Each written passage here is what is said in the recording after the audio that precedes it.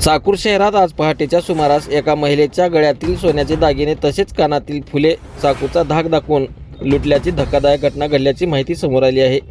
या घटनेमुळे परिसरात भीतीचे वातावरण निर्माण झाले आहे। मिळालेल्या प्राथमिक माहितीनुसार संबंधित महिला पहाटेच्या वेळी आपल्या घराच्या अंगणात झाडू मारत होती। त्याच वेळी दुचाकीवरून आलेल्या एका अज्ञात इसमाने तिच्याजवळ येत चाकूचा धाक दाखवला। त्यानंतर महिलेच्या गळ्यातील सोन्याचे दागिने तसेच कानातील सोन्याची फुले जबरदस्तीने काढून घेत आरोपीने घटनास्थळावरून दुचाकीवरून पोबारा केला।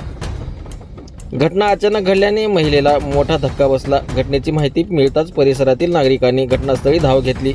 या प्रकरणामुळे पहाटेच्या वेळी घराबाहेर पडणाऱ्या महिला व नागरिकांच्या सुरक्षेचा प्रश्न पुन्हा ऐरणीवर आला आहे। या घटनेची माहिती पोलिसांना देण्यात आली। अज्ञात आरोपीचा शोध घेण्यासाठी तपास सुरू होण्याची शक्यता आहे।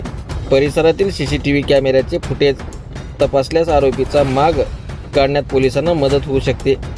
आरोपी कोणत्या दिशेने फरार झाला, त्याने कोणत्या प्रकारची दुचाकी वापरली आणि लुटलेल्या दागिन्याची नेमकी किंमत किती आहे, याबाबत अधिकृत माहिती पोलीस तपासानंतरच स्पष्ट होणार आहे।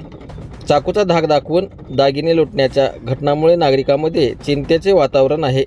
पोलिसांनी पहाटेच्या वेळी संवेदनशील भागात गस्त वाढवून अज्ञात आरोपीचा तातडीने शोध घ्यावा अशी मागणी नागरिकांकडून होत आहे।